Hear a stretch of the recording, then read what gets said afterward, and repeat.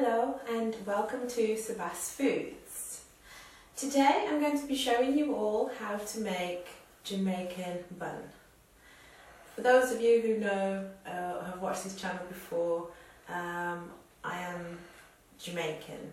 So I'm very much into the tradition of Jamaican foods, and at Christmas time and Easter time is the best time to have bun.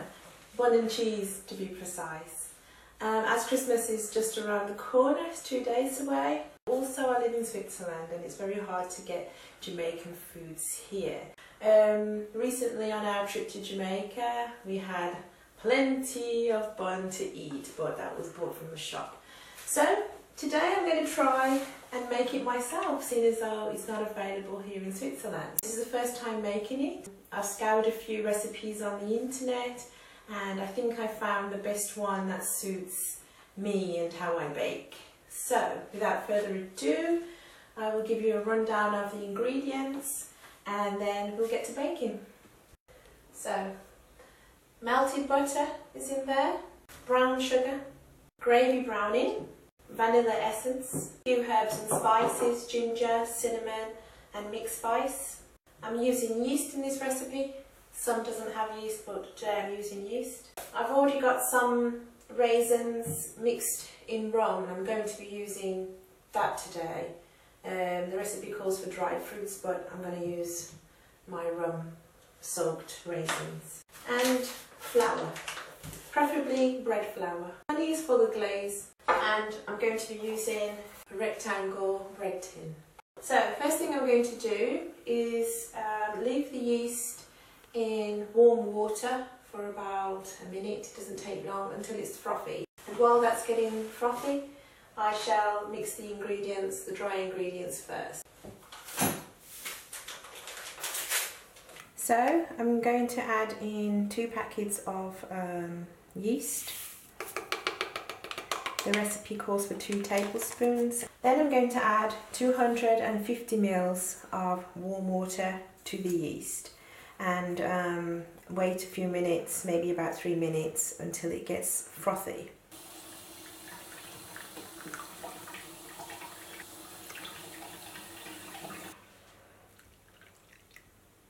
That's 250 ml of warm water.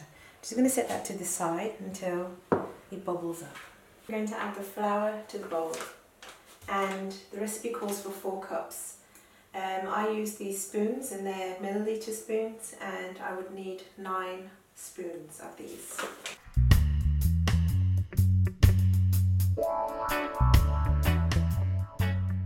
Next, we add the sugar, brown sugar. The recipe calls for 1 cup of brown sugar, which is 2½ of these spoons.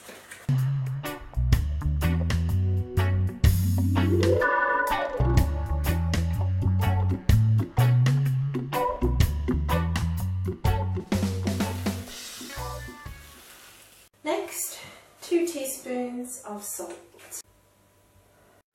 and then the spices, cinnamon, ginger and mixed spice. They require just a teaspoon of each.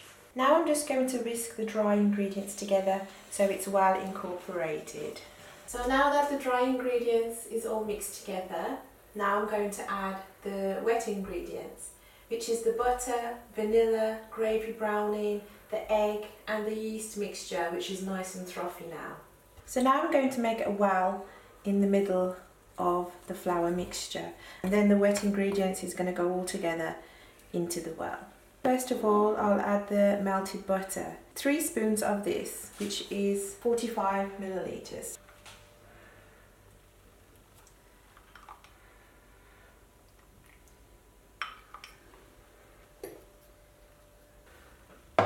Then I'm going to add the egg. Then I'm going to add the vanilla essence,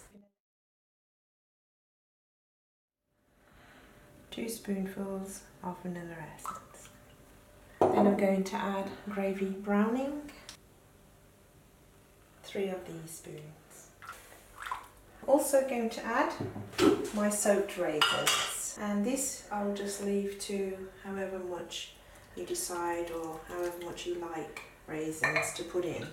But I'm going to put 200 mils, 2 spoonfuls of raisins in this. Last but not least, I'm going to add the frothy yeast mixture. As you can see, that's all bubbled up nicely now and it's ready to go in.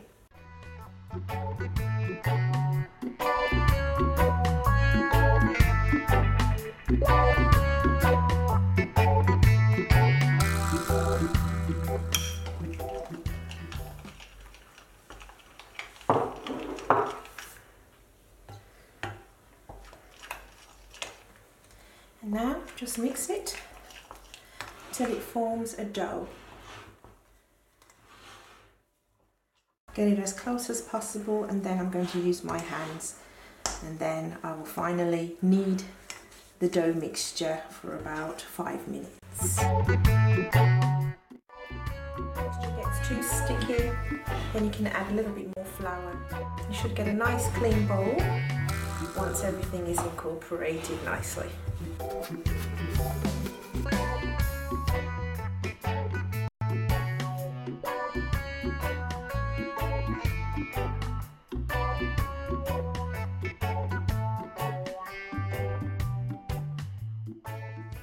So after that, turn the mixture onto a flat surface, and then you've got more room to knead the dough. And I'll be doing this for about 5 minutes.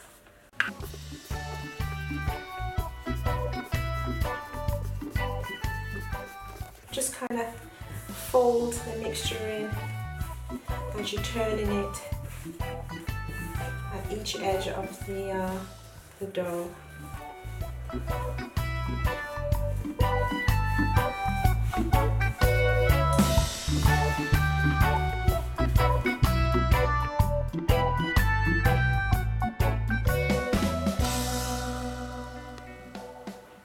So now the mixture has been kneaded for 5 minutes, and what I'm going to do now is I'm going to grease this bowl and I'm going to add the mixture to the bowl.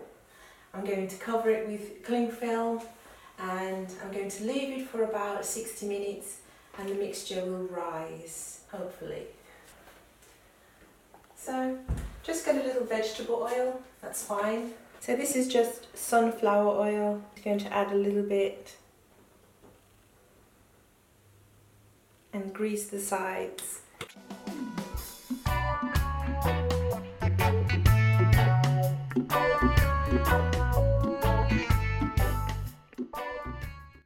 I'm just going to add this mixture, the dough mixture, into this oiled bowl.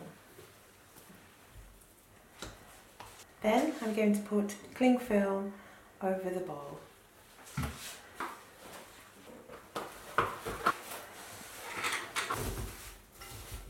And then the kitchen is warm. It has to be left in a warm environment. The kitchen is pretty warm, so we'll be back in an hour to see if this has doubled in size. So, welcome back. It's 60 minutes later. The mixture has risen slightly, not as much as I would have liked, but what I'm going to do now is I'm going to grease the tin that the dough is going into, and I'm also going to knead it a little bit more, maybe for 1 or 2 minutes more, and then we'll leave it to sit in the tin for another 20 to 30 minutes, and then it goes in the oven. So this is just so that the bun won't stick to the tin. I'm going to sprinkle a little bit of flour in there as well, and that's just as an extra coating that it won't stick. Oil, butter and flour, and that will be my assurance that it won't stick to the tin. Now I'm going to flour the surface again, and I'm going to take my dough mixture and I'm going to form it into a shape of this tin. So first the flour, just make the surface nice and floury. As you can see, the dough has risen, not as much as I would like, but I'm just going to lift that out. It's nice and soft and bouncy, and it's starting to look like bun already. Knead it a little bit longer. I'm trying to depress all the air out of the bun mixture. Now I'm going to put my finger in the dough, and it forms back nicely, so that means it's ready to go into the tin. I'm going to get the rolling pin now and roll it as flat as I can, and then I'm going to form the dough into this rectangular shape. So just roll it out flat as possible, and to the length of the tin. Now I've got the tin there in front of me, so I can make my measurements of the tin. I would say that's about right. Turn it over and roll it. There we go. Get the tin and then place the dough into the tin.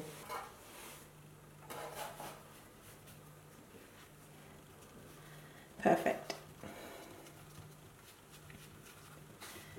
Now I'm going to cover this with cling film again, and I'm going to leave it for 20 to 30 minutes. Again, the kitchen is still warm, so that should rise a little bit. Maybe it should rise to about here, and that's how we would like it. See you again in 20 or 30 minutes. Bye for now. So, welcome back again. The bun dough has risen slightly again. I'm hoping that it will rise more in the oven. As you can see, it has risen. It's actually risen quite nicely actually. So now this is going to go into the oven. It's going to go into the middle part of the oven, and it's going to go on mark 150. And the temperature of the oven is 150 degrees Celsius. Now that should take approximately 20 minutes to bake, and we'll come back when it's out the oven. So, welcome back. The bun is ready. I'm going to take it out the oven, I'm going to test it.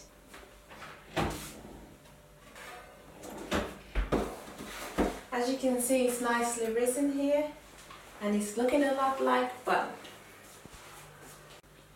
So, the knife has come out clean, so that means it's ready.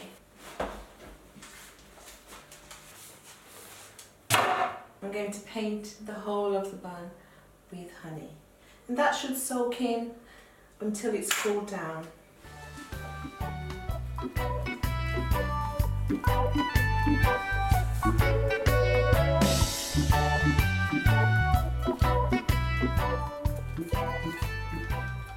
I'm very pleased with the outcome, because through the process of making it, the dough didn't rise very well, but it's looking excellent now, and I can smell the spices and the rum from the currants and the raisins that I had soaked. It will take about 1 hour for it to cool down. Traditionally, it's with a pasteurised tin cheese that they have in Jamaica, but we're not able to get that kind of cheese here, so cheddar cheese will have to do for us.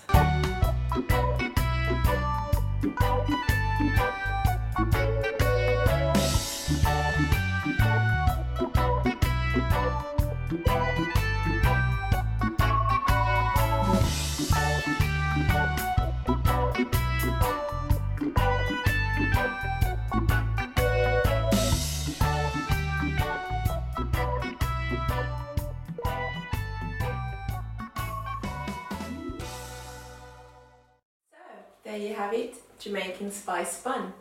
I hope you enjoyed watching this tutorial. It was my first time making it.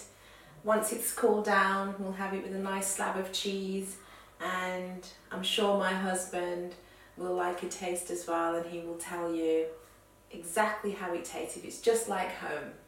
Thank you for watching. So, there you have it, Jamaican spiced rum. Hold on.